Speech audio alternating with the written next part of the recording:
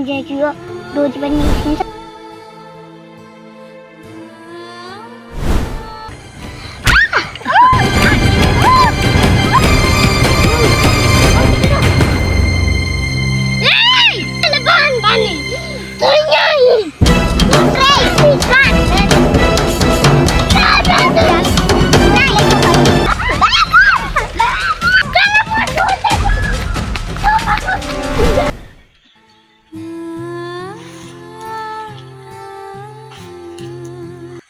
मलाई थाहा छैन तपाईँ अहिले कहाँ हुनुहुन्छ।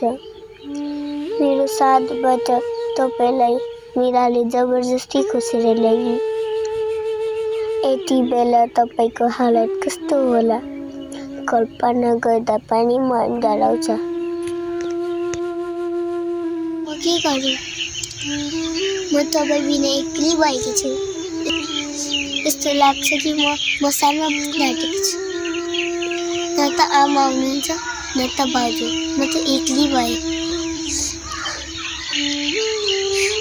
अब त म अति भयो, अब त म चुप लागेर बस्न सक्दिनँ। अति भयो, नसहेर अझै सहेर बसेँ भने झन् घटना हुन थाल्छ। त मिरामा जहाँ भेट्छु त्यतिखेर मुला काटे जस्तै छपाइदिन्छु।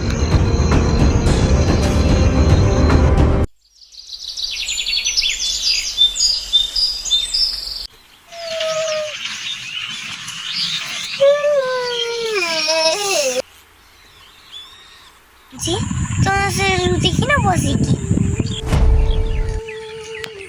म सधैँ परीक्षामा प्रथम हुने मान्छे।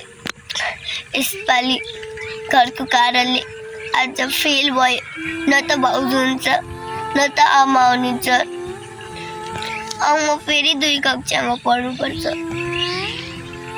अब म बाँधिन होला, मम्मीले थप्पमा पनि मार्नुहुन्छ। र अब अर्को पालि फेरि प्रयास गर्नु। तिम्रो त भाउजू पनि हुनुहुन्छ होइन र? खै भाउजू? हेर्नु न, त्यो मेरा साथी थियो नि, त्यसलाई त पुरा भन्नै मन छ नि त्यसको कुरा बारेमा त। के भयो दिदी, तपाईँ यसरी किन आँटिनु भएको? खासमा भने नि त्यो मिराले म चिन्छु।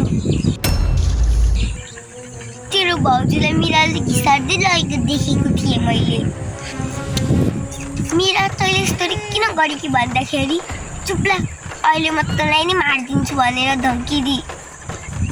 हिर्कान्छी तँ मिरालाई नभन ल, अनि कसैलाई पनि, नत्र त मलाई त्यसले जिउँदै मार्छे। त्यो मिराले मेरो भाउजूलाई कहाँ पुर्यायो होला।